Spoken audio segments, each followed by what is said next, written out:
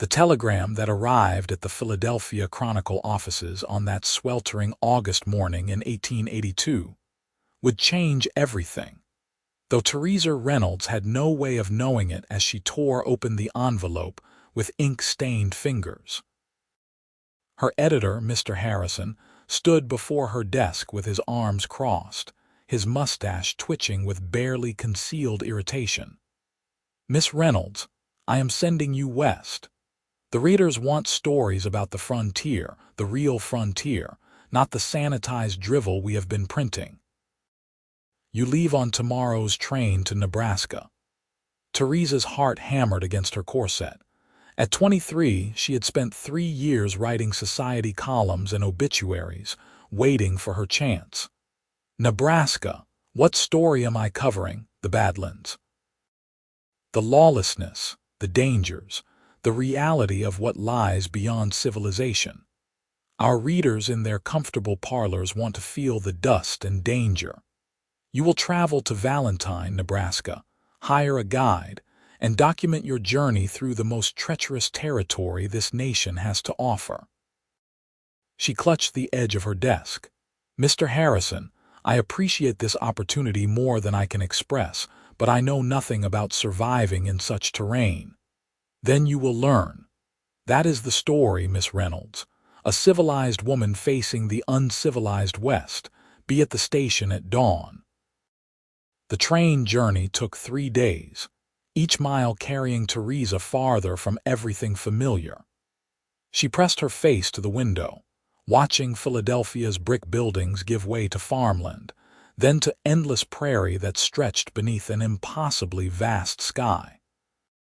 She had packed her most practical dresses, her notebooks, her father's compass, and a stubborn determination that had served her well in the male-dominated world of journalism. Valentine, Nebraska proved to be exactly what she had imagined and nothing like it at the same time. The main street was a ribbon of packed earth flanked by wooden buildings that looked like they might blow away in a strong wind. Cowboys and ranch hands moved with purpose through the afternoon heat, their boots kicking up small clouds of dust. A saloon's piano music drifted through the air, mingling with the smell of horses and leather, and something wild she could not name. Theresa stepped off the train with her carpetbag and trunk, feeling every eye turn toward her. Her navy traveling dress, dusty from the journey but still clearly expensive, marked her as an outsider as surely as if she wore a sign. "Miss, you need help with those bags." A young man approached, his face sunburned and eager. "I need a guide," Theresa said, straightening her spine. "Someone who knows the Badlands and can take me through them safely."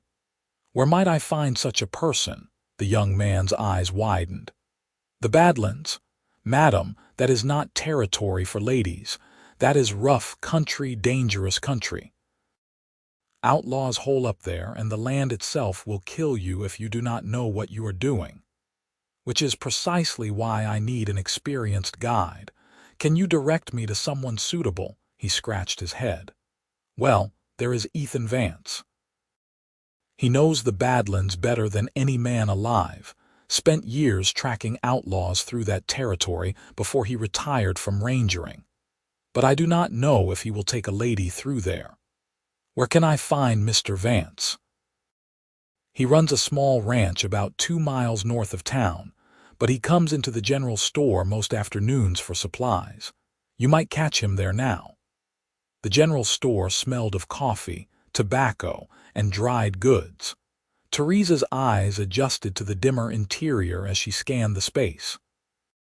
Several men stood near the counter, but her attention fixed on the one examining a coil of rope with the careful attention of someone who knew exactly what he needed.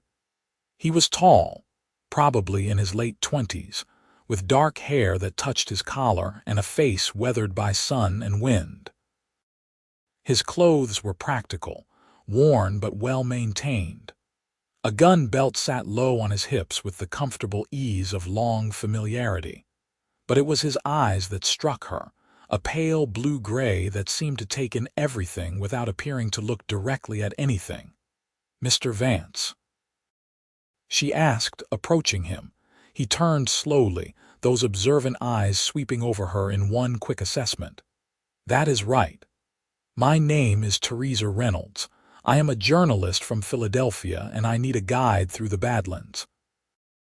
I was told you are the most knowledgeable person in the territory."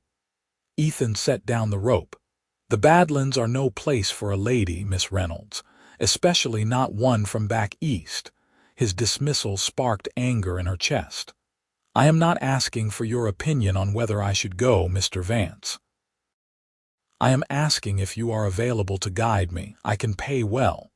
It is not about the money." He picked up the rope again, clearly intending to end the conversation. "What you are asking is dangerous and foolish. Find another story." "I cannot do that. This is my assignment, possibly my only chance to prove myself as a serious journalist. I am going into the Badlands with or without a guide, Mr. Vance. The question is whether you will help ensure I survive the experience, or whether you will let me go alone and have my death on your conscience." Ethan's jaw tightened. He studied her for a long moment, and she met his gaze without flinching. Finally, he sighed. "You do not understand what you are asking. It is not just the terrain, though that alone can kill you. There are outlaws, rattlesnakes, flash floods, heat that will bake you during the day and cold that will freeze you at night. There is no shade, no comfort, no help if something goes wrong. Then I definitely need a guide." "Damn stubborn Easterners," he muttered, but she heard the resignation in his voice. "All right, Miss Reynolds, but we do this my way, and if I say we turn back, we turn back. No arguments, no negotiations. Agreed, agreed. We leave in 2 days. That gives you time to get proper gear. You cannot wear those dresses out there. You will need sturdy clothes, boots that will not fall apart, a hat with a real brim. The storekeeper's wife can help you. We will be gone at least 10 days, possibly more depending on weather and what we encounter." Theresa nodded, trying not to show her nervousness. "What else do I need to bring?" "Nothing. I will provide supplies, equipment, everything. You just bring yourself and whatever you need for taking notes." He paused. "And Miss Reynolds, I am taking you at your word. If you agreed that I make the decisions out there, then you have to mean it. Your life will depend on following my instructions exactly." "I understand, Mr. Vance." The next 2 days passed in a blur of preparation. Mrs. Henderson, the storekeeper's wife, outfitted Theresa with practical clothing that would have scandalized Philadelphia society. Canvas pants that buttoned under boots, cotton shirts that allowed freedom of movement, a leather vest, and a wide-brimmed hat that shaded her face and neck.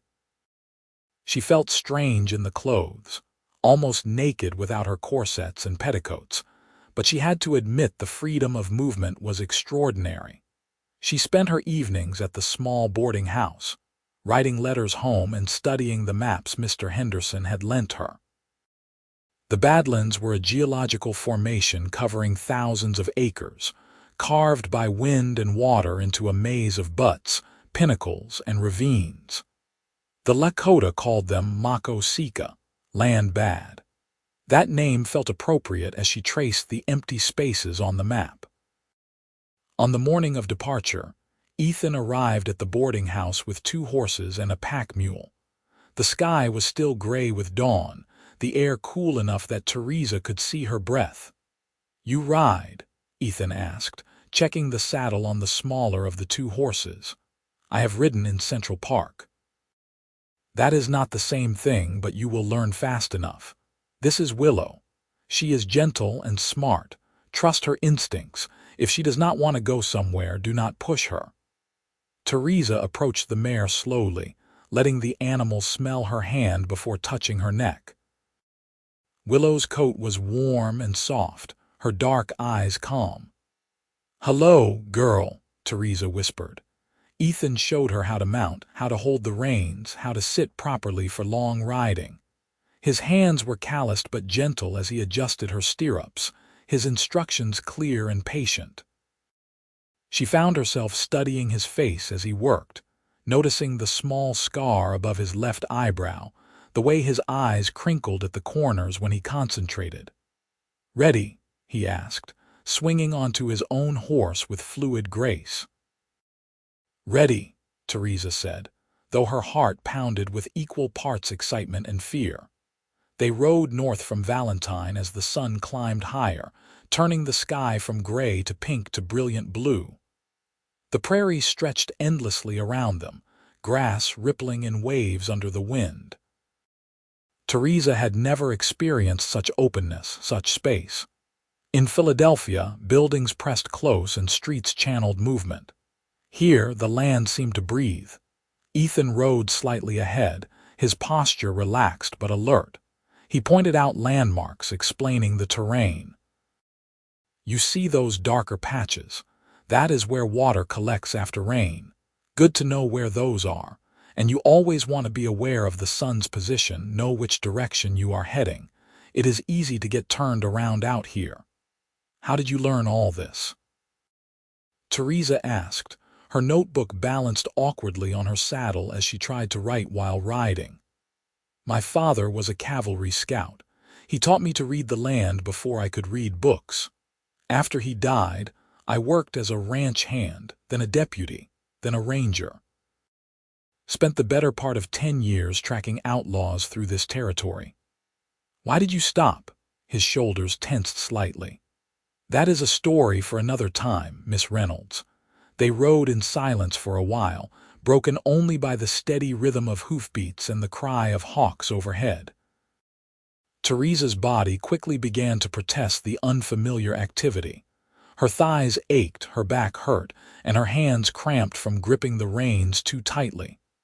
"Relax," Ethan said, glancing back at her. "You are fighting the horse instead of moving with her. Let your body follow her rhythm." Theresa tried to follow his advice, and gradually the riding became less uncomfortable. The landscape began to change as they traveled, the flat prairie giving way to rolling hills. In the distance, she could see strange formations rising from the earth like ancient ruins. The Badlands. She asked, "The edge of them. We will camp tonight before going deeper. You need to build up to full days in the saddle, and I want to cross the harder terrain in morning light." As the sun began to sink toward the horizon, painting the sky in shades of orange and gold, Ethan led them to a small creek lined with cottonwood trees. He dismounted and immediately began unsaddling his horse.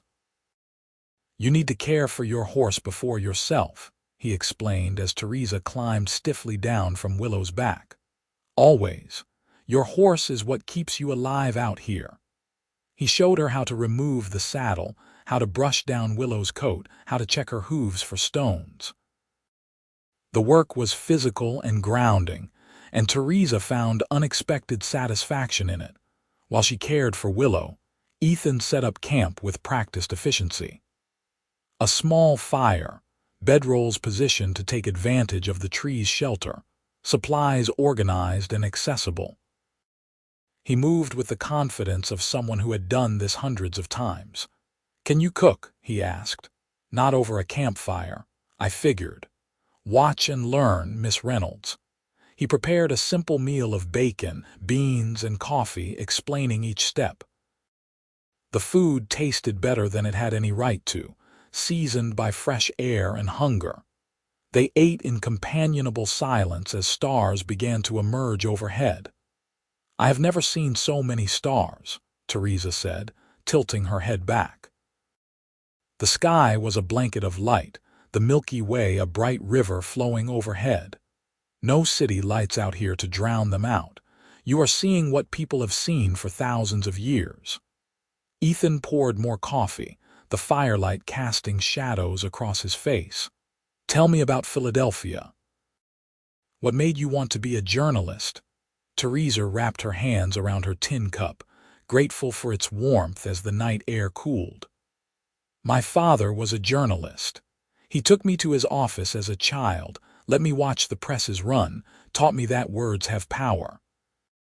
He believed a good story could change minds, could expose injustice, could matter. He died when I was 16, but I never forgot those lessons. And your mother, she thinks I should be married with children by now. She does not understand why I would want to work, especially in such an unladylike profession. Theresa smiled sadly. We do not speak much anymore. Ethan nodded slowly. My mother died giving birth to my younger sister. My father raised us both, taught us to be self-sufficient. He used to say that the land does not care if you are a man or a woman. It will kill you just the same if you are not prepared. Cheerful thought. Practical thought. But he also taught us that anyone can learn to survive if they are willing to listen and adapt. He met her eyes across the fire. You did well today, Miss Reynolds, better than I expected. Theresa, she said, if we are going to spend days together in the wilderness, you can call me Theresa. Ethan, he replied, and get some rest. Tomorrow will be harder. Theresa lay in her bedroll, staring up at the stars and listening to the unfamiliar sounds of the night. Crickets sang, the creek burbled nearby, and somewhere in the distance, a coyote howled. She should have been afraid, but instead she felt more alive than she had in years. She woke before dawn to find Ethan already up, the fire rekindled and coffee brewing. Her whole body ached from the previous day's riding, muscles she did not know she had announcing their presence with every movement.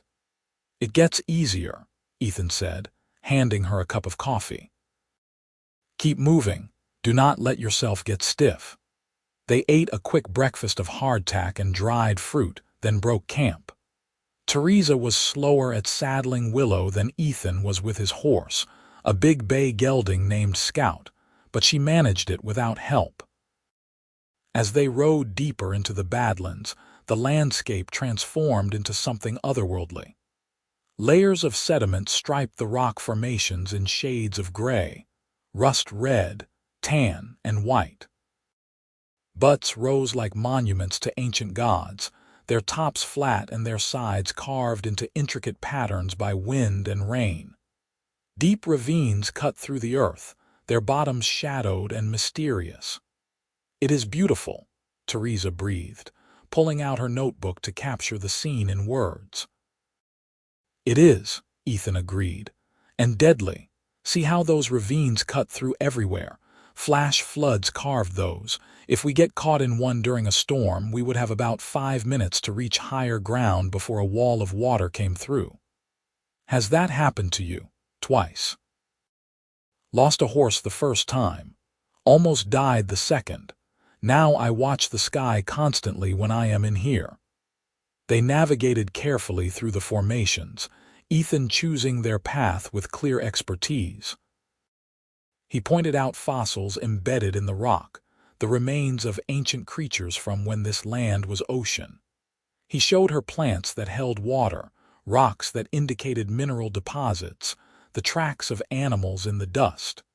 You really love this land, don't you? Theresa asked during a brief rest stop. Ethan took off his hat, wiping sweat from his forehead. I suppose I do. It is harsh, but it is honest. It does not pretend to be anything other than what it is. I respect that. Is that why you became a ranger? To protect it? His expression darkened. I became a ranger to bring in outlaws. Men who thought this empty land meant they could do whatever they wanted, hurt whoever they wanted. I wanted to prove them wrong. And did you? Sometimes. He put his hat back on, his face shadowed. Sometimes I was too late. Sometimes the law I represented was just another form of cruelty. It got complicated, Theresa. She heard the pain in his voice and did not push. Instead, she made notes about the landscape, the heat that beat down on them, the way the rock formations created their own geography of possibility and danger. They rode for hours, stopping occasionally to rest the horses and drink water from the canteens Ethan had filled at the creek. The sun climbed higher, and the temperature rose until Theresa felt like she was breathing fire. Sweat soaked her shirt, and her lips cracked despite the water she drank. "How much further?" she asked, her voice hoarse. "To where?" "To wherever we are going." Ethan turned in his saddle to look at her. "We are not going to a specific place, Theresa. The Badlands are the destination. This is what you came to see, right? Of course." She felt foolish for asking. "But we will make camp soon. There is a spot I know where a spring feeds a small pool. We can water the horses and refill our canteens." The spring, when they reached it, felt like a miracle. Clear water bubbled up from between rocks, forming a pool about 10 feet across, before trickling away into the ground. Cottonwood trees clustered around it, their leaves providing blessed shade. Ethan immediately began caring for the horses while Theresa collapsed in the shade, her legs trembling with exhaustion. She had ridden more in 2 days than in her entire life, and her body was making its objections known. "Strip down and get in the water," Ethan said. Theresa's head snapped up. "Excuse me. You are overheated and exhausted. You need to cool down or you will make yourself sick. I will turn my back and busy myself with camp. You wear underthings, yes. They cover more than a bathing costume would. Get in the water, Theresa."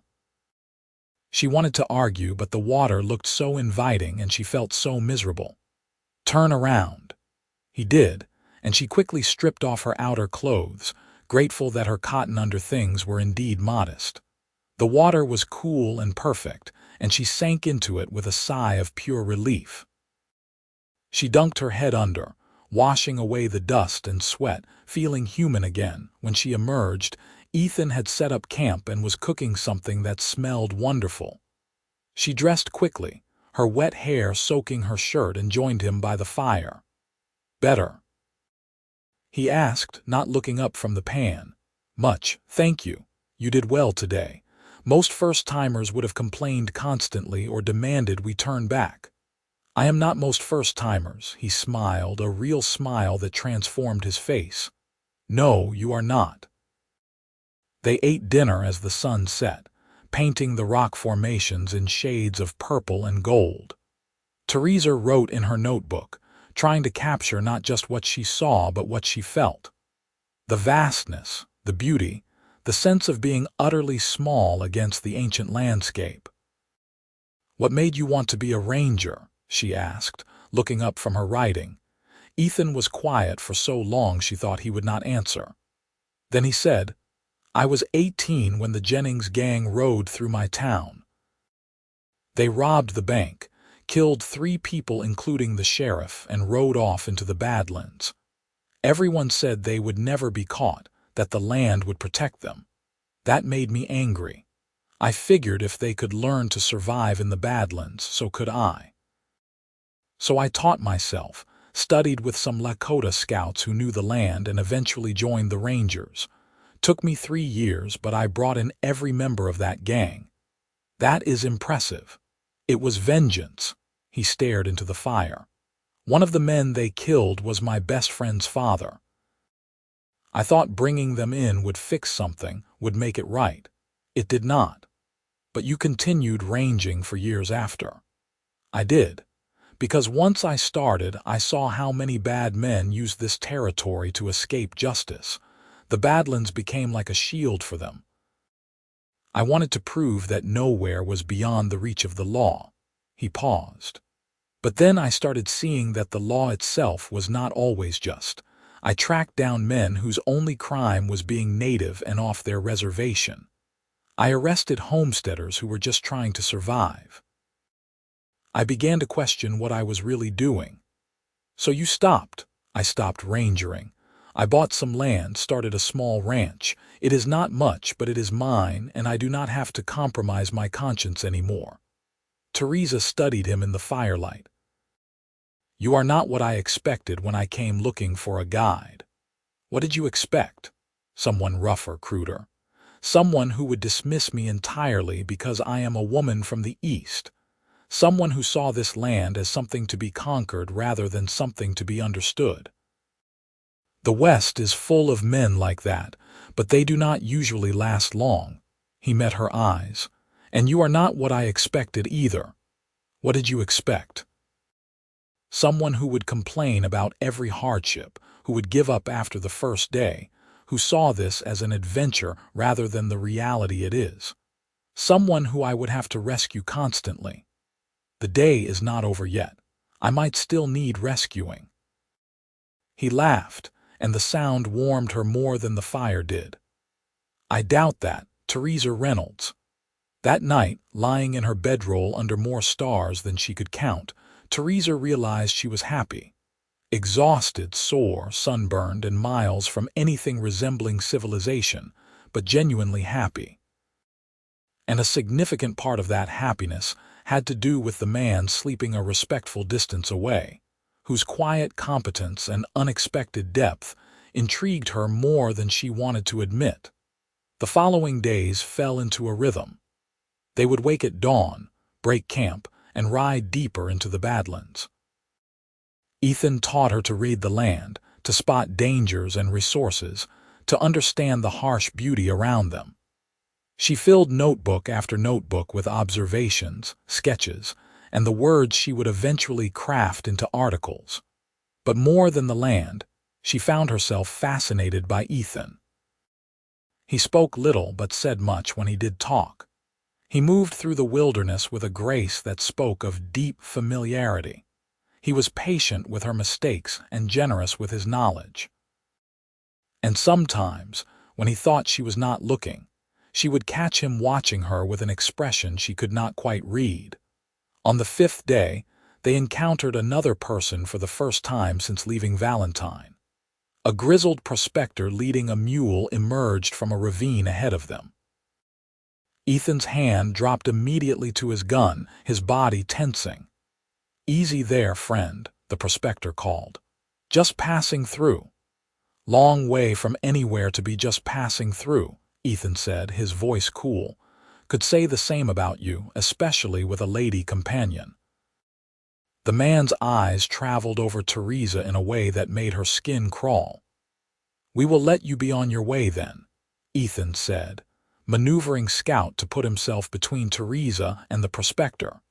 The man nodded slowly and continued past them, but Ethan watched until he disappeared from sight. "Friend of yours?" Theresa asked, trying to lighten the tension.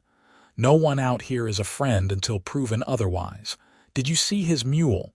What about it? Too heavily loaded for a man who is just passing through. And he came from the direction of those ravines, which is where men sometimes hide stolen goods. Should we report him? To who? We are days from any law out here. You know what you see, stay alert and keep moving." The encounter unsettled Theresa, reminding her that the Badlands' beauty came with real danger. That night, Ethan insisted on keeping watch, sleeping in shifts. "Has something like that happened before?" she asked as he checked his rifle. "Twice. Once was fine, just a fellow traveler. Once was an outlaw I had arrested years before. He recognized me." "What happened?" "I talked him out of doing anything stupid. Convinced him I was not a ranger anymore and his grudge was with who I used to be, not who I am now. He left. But it reminded me that my past is not as past as I would like it to be." Theresa took the first watch, sitting by the low fire with Ethan's spare pistol in her lap. He had shown her how to use it, though she prayed she would never need to. The night sounds seemed sinister now instead of peaceful. Every cricket chirp, every rustle of wind could be something threatening. When Ethan woke to take the second watch, he found her still alert, the gun held properly in both hands. "You can sleep now," he said softly. "I have got this." "Ethan, has anyone ever tried to hurt you out here?" "Because of your past." He settled into position, his rifle across his knees. "Once. A brother of a man I brought in came looking for revenge. It was early on when I first started guiding. I was able to talk him down, but it made me careful about who I take out here." "Why do you think I tried so hard to refuse you?" "Because I am a woman." Because you are a decent person who does not deserve to be caught in whatever consequences my past might bring. He glanced at her. Get some sleep, Theresa. Nothing is going to happen tonight. She trusted him enough to sleep, and he was right. The night passed peacefully. The next morning brought clouds, a rarity in the usually clear sky. Ethan studied them with a frown. We need to find high ground and shelter, he said. Those are thunderheads, and they are moving this way.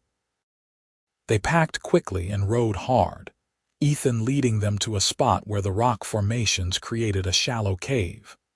They had barely gotten the horses secured, and their supplies moved under cover when the storm hit. Rain fell in sheets, turning the dry ground to mud within minutes. Thunder crashed overhead, and lightning illuminated the landscape in stark flashes. Theresa watched in awe and fear as water began rushing through the ravines below their position, exactly as Ethan had warned. That is a flash flood, Ethan said, standing beside her at the cave's mouth. If we had been down there when this hit, we would be dead now. The storm's power was terrifying and magnificent. Water that had been absent from the landscape suddenly dominated it, carving new channels, moving rock, reshaping the land in real time. Theresa tried to take notes, but her hands shook too much. Ethan built a small fire at the back of the cave, providing warmth and light as the storm raged outside. They sat together, shoulders nearly touching, sharing coffee and dried beef. "Thank you," Theresa said, "for keeping me safe. For teaching me, for not treating me like I am foolish for wanting to be here. You are not foolish, stubborn maybe, determined definitely, but not foolish." He looked at her, his gray-blue eyes reflecting the firelight. "You have surprised me, Theresa. I did not think someone from your world would understand this place, would see it for what it really is. But you do. What is it, really? Freedom, danger, truth. A place where who you are does not matter as much as who you are and what you can do. A place that demands you be fully present because one mistake, one moment of inattention, could be your last." He paused. "It is the only place I have ever felt like I truly belonged." "I think I am beginning to understand that feeling," Theresa said softly. Their eyes met and held. Something passed between them in that moment, something neither of them named but both felt. Ethan looked away first, adding more wood to the fire. The storm passed as quickly as it had arrived, leaving the landscape transformed. Water still ran in the ravines, the rock faces were dark with moisture, and the air smelled clean and new. They stayed in the cave that night, the ground too wet for comfortable camping. Theresa used the time to organize her notes, reviewing everything she had learned. She had material for a dozen articles, but something felt incomplete. She had the facts, the descriptions, the danger, but she had not quite captured the heart of the story. "What are you thinking about?" Ethan asked, noticing her frustrated expression. "I have all this information, all these observations, but I feel like I am missing something important, the story beneath the story. Maybe you are too focused on the land and not enough on why people come here. Why do they come here? That depends on the person. Some come to hide. Some come to find something. Some come to escape who they were. Some come to discover who they might be." He looked at her. "Why did you really come, Theresa? Not the assignment, the real reason." She considered the question seriously. "I think I came to prove something. To my editor, to my mother, to myself. That I am capable of more than society expects, that I can do difficult things, that I am more than just a woman waiting to be married off. And have you proven it? I am beginning to think that is not the point. Out here, none of that matters. I am not proving anything. I am just being, just existing in this moment, in this place, and that is enough." Ethan smiled. "That is the real story, then.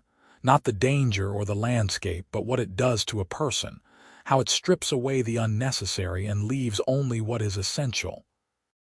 She picked up her pencil, beginning to write. He was right.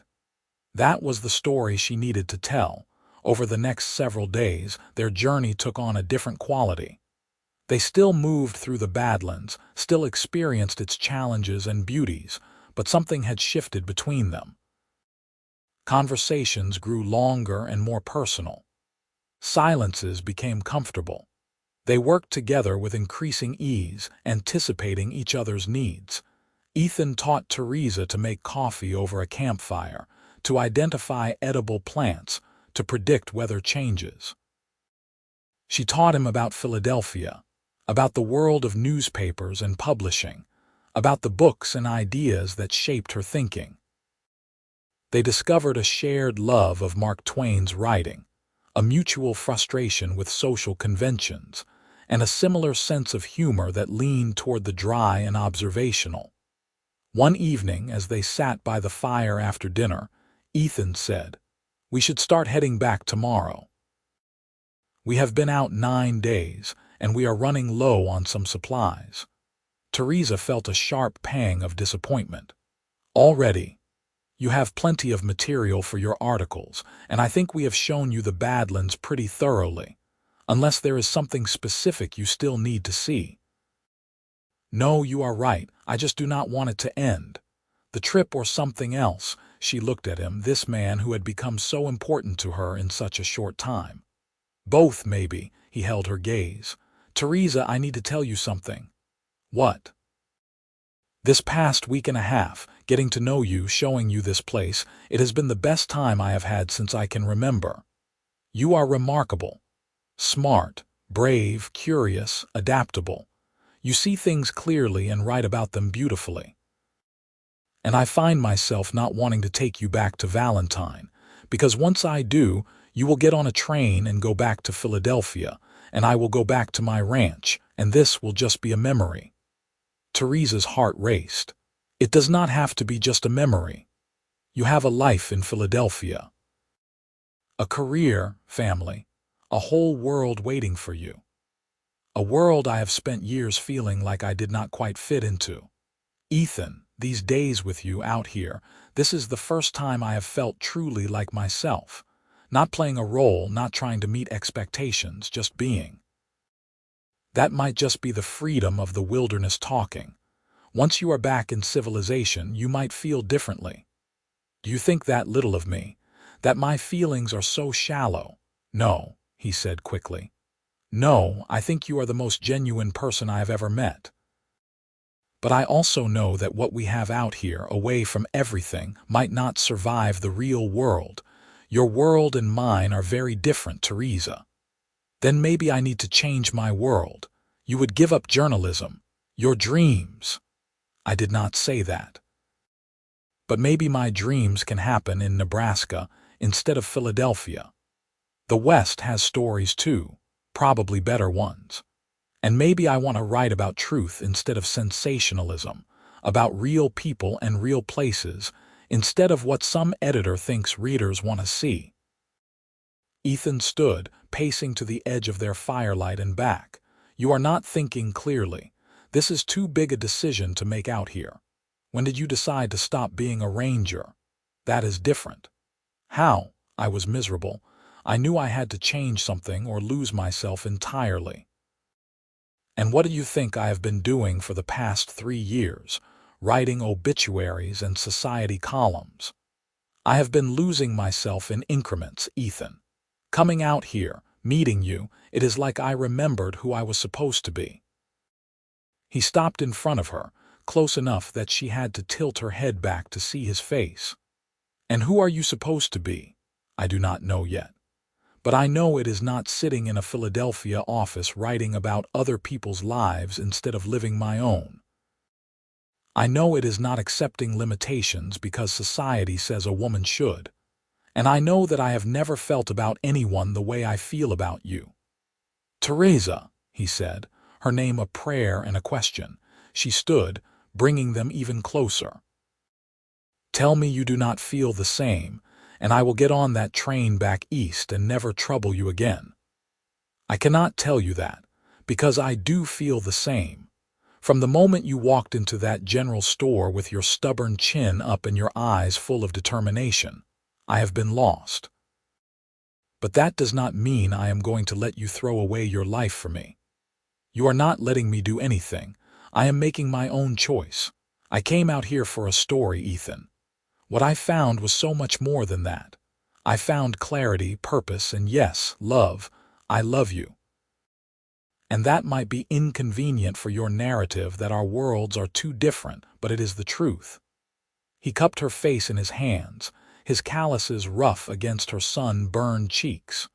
You are the bravest person I know. You know that, so you have said. Now are you going to kiss me, or are you going to keep arguing about why you should not? He kissed her. It was soft and tentative at first, a question more than a statement. But when she wrapped her arms around his neck and kissed him back, it deepened into something more certain. He tasted like coffee and smoke, and his arms around her felt like home. When they finally broke apart, both breathless, Ethan rested his forehead against hers. I do not know how to do this. I have spent years alone, convincing myself that was what I wanted. Then we will figure it out together. That is how these things work, is it not? I have no idea. I have never felt like this before. Neither have I. So we will make it up as we go. They sat back down by the fire, but this time Ethan pulled her against his side, his arm around her shoulders. They talked late into the night, making tentative plans, acknowledging fears, and growing more certain with each passing hour that this unexpected connection was worth pursuing. I have a small ranch, Ethan said. It is not much, just a few 100 acres and a house that needs work. But it is mine, and there is room for more than just me. You could write there, send your articles back east, or find local papers to work for. Nebraska has plenty of stories. I would need to go back to Philadelphia to settle things, resign properly, collect my belongings. But yes, I want that. I want to come back here to you, to this life. How long would you need? A month? Maybe 2? I would need to explain to my mother, though I am not sure she will understand. And I would want to finish the articles about this trip, make sure they are published. Leave on good terms, professionally at least. I can wait 2 months. I have waited my whole life to feel this way. 2 months is nothing. The journey back to Valentine felt entirely different from the journey out. They rode close together, talking constantly, stopping frequently to kiss or simply hold each other. The landscape that had seemed so alien and threatening now felt beautiful and full of possibility. On what they both knew would be their last night in the Badlands, they made camp in a spot where wind-carved stone created a natural shelter. The sunset was spectacular, painting the formations in shades of gold, orange, red, and purple. I am going to miss this, Theresa said, standing at the edge of their camp, looking out over the expanse of carved earth. Ethan came up behind her, wrapping his arms around her waist. You will be back. We will come back. The Badlands are not going anywhere. Promise me something. What? That even when things get hard, when reality intrudes, when we have to deal with all the practical concerns we are currently ignoring, you will not regret this. Us. He turned her in his arms. I promise I will not regret loving you. That is the one thing I am completely certain about. They made love under the stars, gentle and reverent, both fully aware of the significance of the moment. Afterward, wrapped in blankets and each other, Theresa felt more at peace than she had ever been. What do you think will be hardest? She asked. When we are not in our little wilderness bubble anymore. Ethan considered the question. People's opinions, probably. Folks in Valentine know me as a loner, someone who keeps to himself. Suddenly showing up with an Eastern journalist as a wife will cause talk. Will that bother you? Not even a little, but it might bother you. Small-town gossip can be vicious, especially toward women who do not conform to expectations. I have never conformed to expectations. I am not about to start now. He kissed her temple. I know. That is one of the many reasons I love you. They arrived back in Valentine late in the afternoon of the 11th day. The town looked simultaneously familiar and foreign after their time in the wilderness. The buildings seemed too close together, the sounds too loud, the press of civilization almost overwhelming. Ethan helped Theresa down from Willow, his hands lingering on her waist. "Will you have dinner with me tonight? At the hotel? I would like that. I need to return the horses and handle some things at my ranch. I will come by your boarding house at 6. She nodded, suddenly feeling awkward now that they were back among people. But Ethan seemed to sense her hesitation. He pulled her close, kissing her soundly right there in the middle of Main Street, not caring who saw. 2 months, he said when he released her, and then you come back to me. 2 months, she agreed.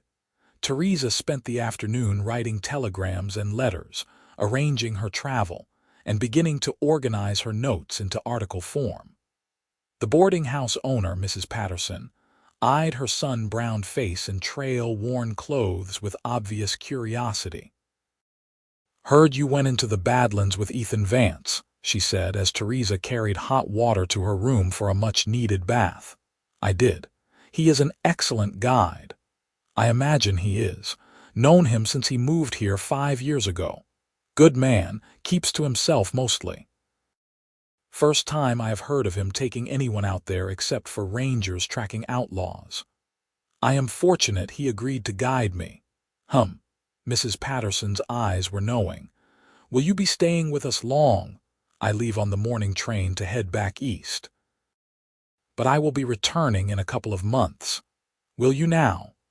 Well, Valentine could use another woman of education and culture. Gets lonely being one of the few sometimes." The dinner with Ethan was bittersweet. They sat in the hotel restaurant, one of the nicer establishments in town, and talked about practical matters they had avoided in the wilderness. His ranch operations, her writing schedule, how they would communicate while she was gone, what would happen when she returned. "I know we are doing this backward," Ethan said, holding her hand across the table. "Most people court for months or years before making plans like this. We are not most people, and I think sometimes you just know." "I do know. I knew that night during the storm, watching you write by firelight, completely absorbed in capturing the truth of the moment. I knew I wanted to watch you do that every day for the rest of my life." "When did you know?" she asked. "Not when did you admit it, but when did you first feel it?" He thought for a moment. "The 3rd day when your hat blew off and you chased it down laughing instead of complaining. You looked so alive, so present, so completely yourself. That is when I felt it. The knowing came later. I knew when you taught me to make coffee. You were so patient, so willing to share your knowledge without making me feel stupid for not already knowing. You treated me like an equal even though I was clearly a novice. That is when I started falling in love with you." They walked back to the boarding house slowly, reluctant to end the evening. At the door, Ethan pulled her into his arms. "Write to me," he said. "Tell me about Philadelphia, about your mother's reaction, about the articles you publish. Tell me everything." "I will, and you write back. Tell me about the ranch, about whatever you do to pass the time without me, about this town I am going to call home. 2 months will pass quickly. Do not lie to me, Ethan Vance. 2 months will feel like an eternity." He smiled against her hair. "You are right. But then you will be back, and we will have the rest of our lives." The train journey back to Philadelphia gave Theresa time to write. She completed 3 articles about the Badlands, each focusing on different aspects: the geological wonders, the dangers and how to survive them, and the philosophical impact of experiencing such raw, unforgiving beauty. But she also started a 4th article, one she had not been assigned, about the people who chose to make the frontier their home and what drove them to embrace such a challenging life. That article was really about Ethan. though she disguised it enough that only he would know. Philadelphia felt like a foreign country. The crowds, the noise, the buildings blocking out the sky, all of it pressed in on her. She had been gone less than a month, but she felt fundamentally changed. Her editor loved the articles, immediately scheduling them for the next 3 editions. "This is exactly what I wanted, Miss Reynolds. Raw, vivid, real. You have done excellent work." "Thank you, Mr. Harrison. However, I need to discuss my future with the Chronicle." His face fell. "You are not leaving." "I am relocating to Nebraska. I will continue to write and send articles back, but I can no longer work from the office here." "May I ask why?" "I have met someone, and I have discovered that the stories I want to tell are Western stories, not Eastern ones."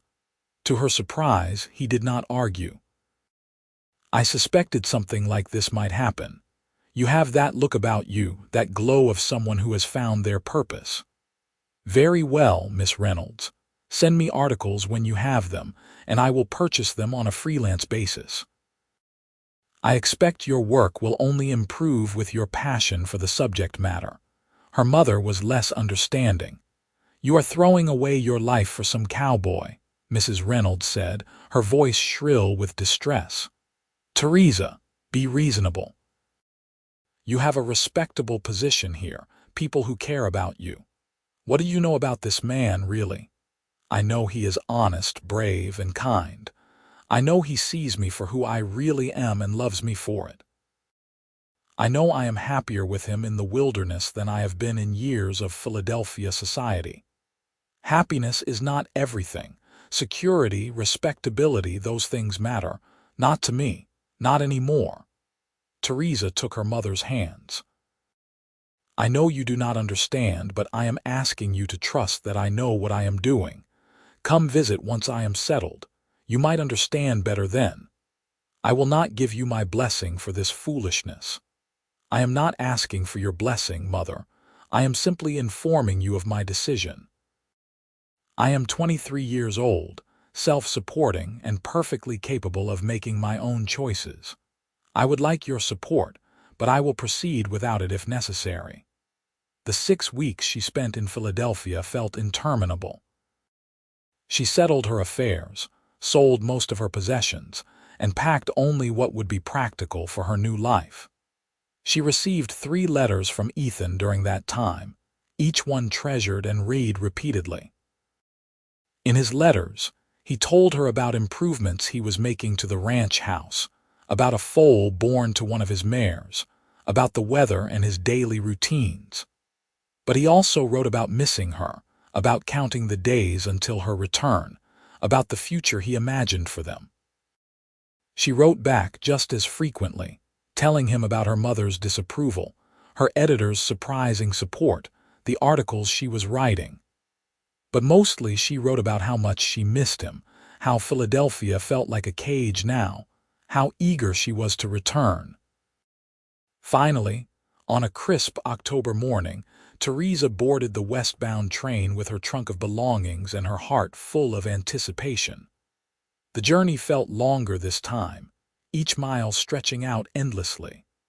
But eventually, the train pulled into Valentine, and she saw him waiting on the platform. Ethan looked the same and somehow better than she remembered. The sight of him made her heart race. The moment she stepped off the train, he swept her into his arms, lifting her off the ground, kissing her like he would never stop. "You came back," he said against her lips. "Of course I came back. I love you. Marry me. Today, tomorrow, whenever you are ready, but say you will marry me." "Yes, absolutely yes." They were married 3 days later by the circuit judge who happened to be in town. Mrs. Patterson and the storekeeper served as witnesses. Theresa wore a simple dress she had bought from Mrs. Henderson, and Ethan wore his best shirt. The ceremony was brief and practical, but when the judge pronounced them husband and wife, Theresa felt joy surge through her. The ranch house was small but sturdy, with 2 rooms and a loft. Ethan had been true to his word, making improvements everywhere. Fresh paint, new curtains, furniture he had built himself. He had even created a writing desk near the best window with shelves for her notebooks and supplies. "I know it is not what you are used to," he said, suddenly nervous as he showed her around. "It is perfect. Truly, Ethan, it is ours, and that makes it perfect." They settled into married life with surprising ease. Ethan taught Theresa the skills she needed to help run the ranch, and she proved an eager and capable student. She learned to handle cattle, mend fences, and manage the small vegetable garden. In turn, she brought literacy and education to his life, reading to him in the evenings, teaching him to appreciate poetry, and sharing her perspective on world events. She wrote regularly, her articles gaining recognition throughout the Eastern press. She wrote about homesteading, about the challenges facing settlers, about the conflicts between ranchers and farmers, about the native peoples whose lands were being taken. Her work was honest and often controversial, but it was respected. Winter came, harsh and beautiful. They spent long evenings by the fire, talking, reading, making love, and planning their future. Ethan taught Theresa to see the beauty in the stark winter landscape, and she taught him to express the feelings he had kept locked inside for so long. "You ever regret it?" he asked one snowy evening.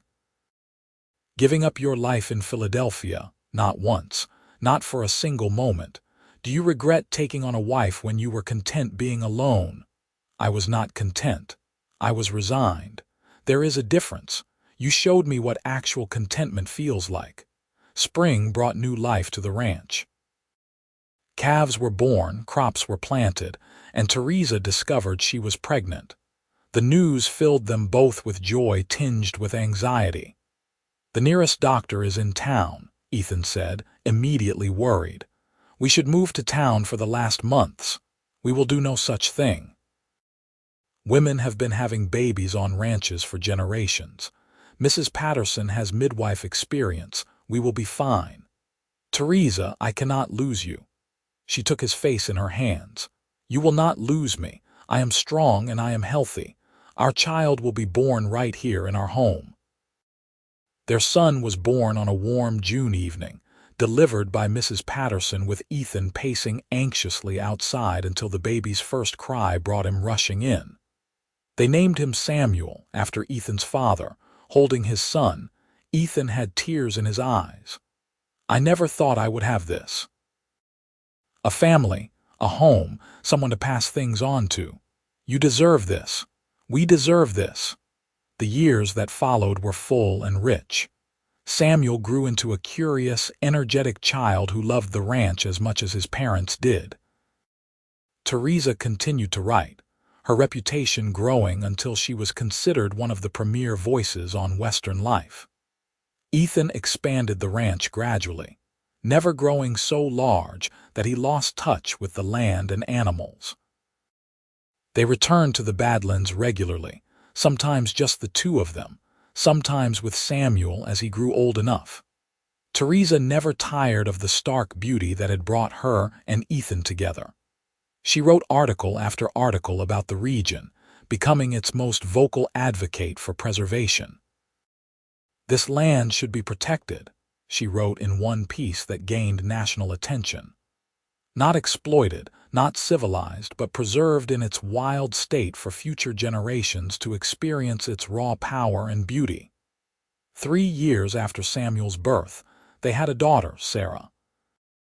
And 2 years after that, another son, Thomas. The ranch house was expanded to accommodate the growing family, and their lives were full of the chaos and joy of raising children in the West. Theresa's mother finally visited when Samuel was 5. She stayed for 2 weeks, and by the end of her visit, she had to admit that Theresa looked happier and healthier than she ever had in Philadelphia. "I still do not understand how you can be content out here," Mrs. Reynolds said, "but I can see that you are. And your husband is a good man, even if he is not what I would have chosen for you." "He is exactly what I would have chosen for myself," Theresa replied. "That is what matters." On their 10th wedding anniversary, Ethan took Theresa back to the spot in the Badlands where they had weathered the storm together, where they had first admitted their feelings. They left the children with Mrs. Patterson and spent 3 days alone in the wilderness that had brought them together. "Do you remember that last night before we returned to Valentine the first time?" Theresa asked, lying in his arms under the stars. "I remember everything about our time out here. I knew then that you were the story of my lifetime, not the Badlands, not the West, but you. Your goodness, your strength, your willingness to see me as an equal. You were the story I did not know I was looking for." Ethan pulled her closer. "And you were the part of myself I had given up on finding. The part that could love and be loved, that could build something lasting, that could be happy. We built a good life, did we not? The best life. Better than I ever imagined possible. Years continued to pass, marked by the rhythms of ranch life and the growth of their children.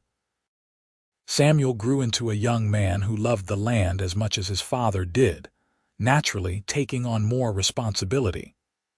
Sarah proved to have her mother's gift with words, filling notebooks with observations and stories.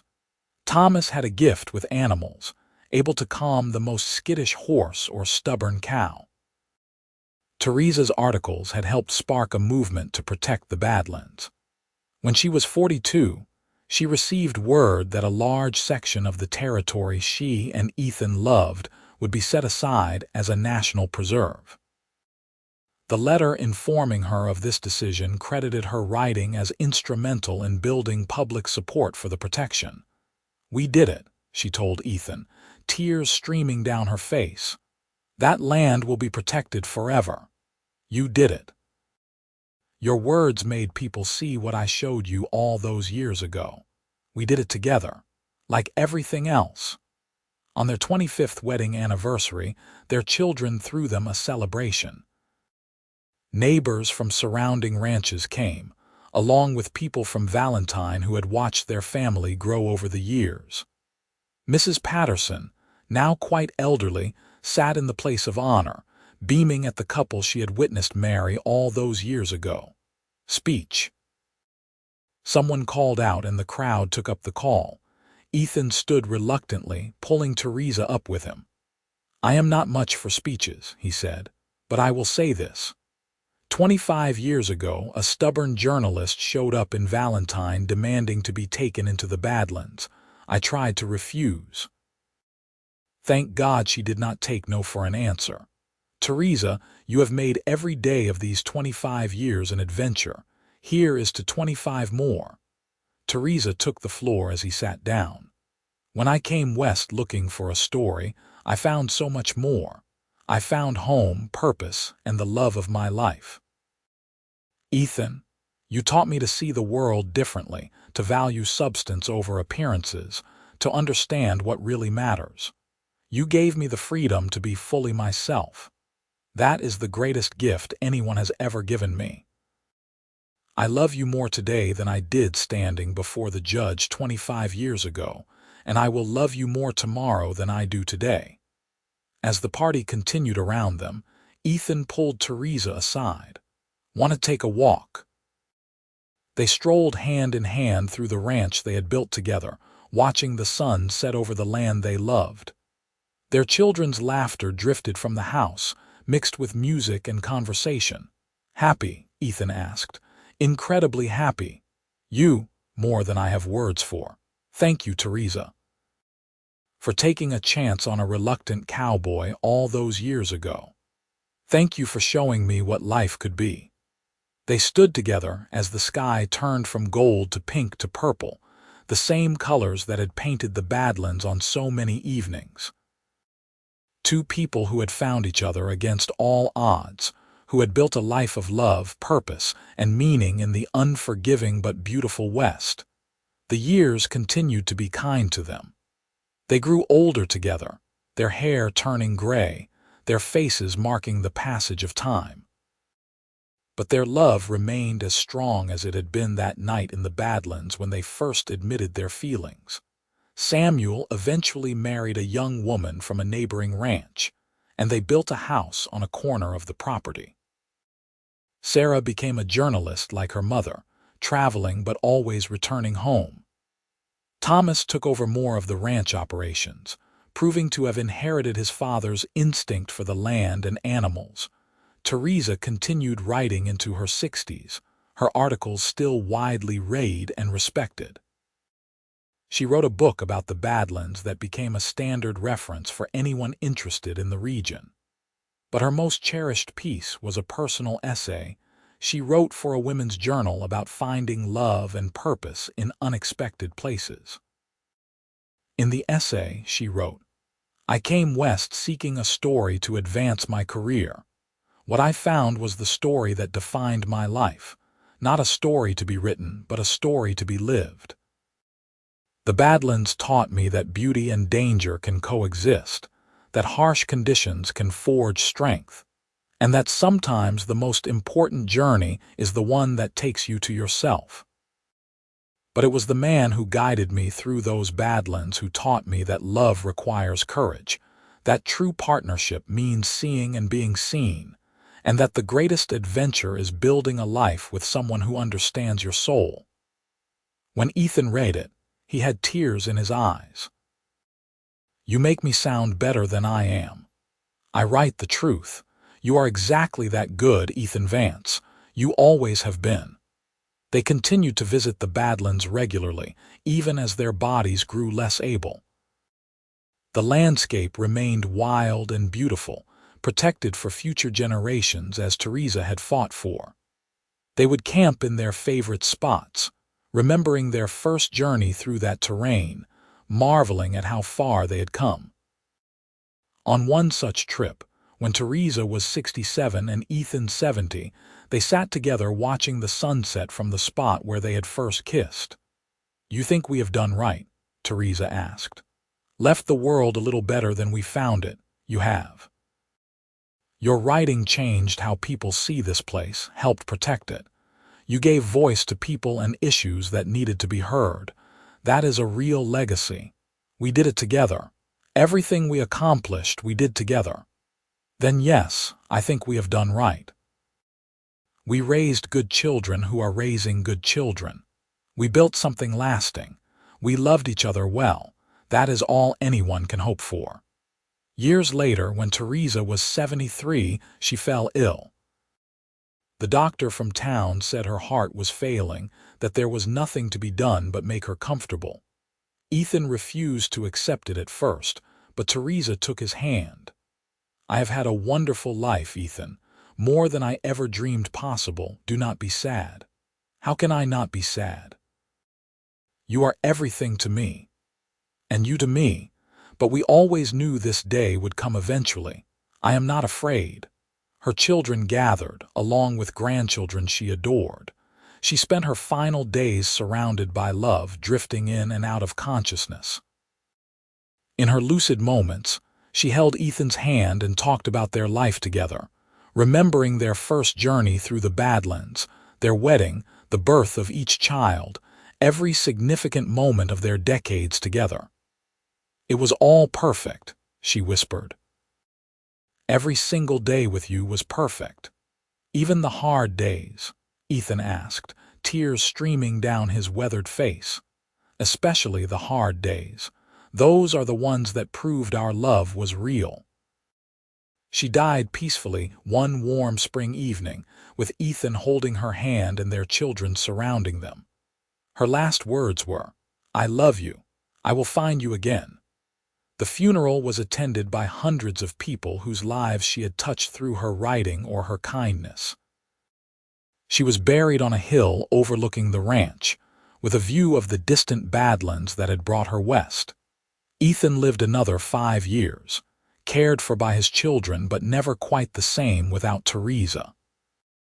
He spent his days working the ranch as much as his aging body allowed, reading and rereading her articles and books, and talking to her as if she were still there. On what would have been their 53rd wedding anniversary, he rode out to the Badlands one last time. He was found the next morning, sitting peacefully against a rock formation with one of Theresa's notebooks open in his lap. The passage he had been reading was one she had written on their first journey together. The Badlands demand truth. They strip away pretense and force you to confront who you really are. In that raw honesty, if you are lucky, you might find not just yourself, but the person who sees you truly and loves you anyway.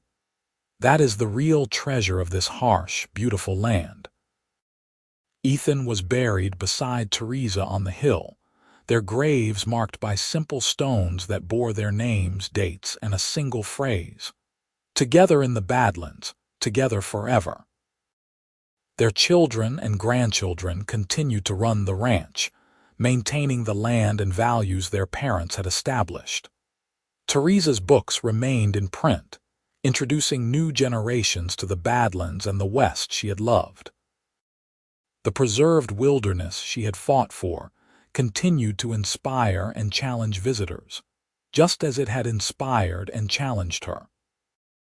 And sometimes, when the light hit the Badlands just right at sunset, painting the formations in shades of gold and purple, people swore they could see two figures on horseback, riding together through the ancient landscape, finally reunited in the wild country that had brought them together, eternally exploring the story of their lifetime.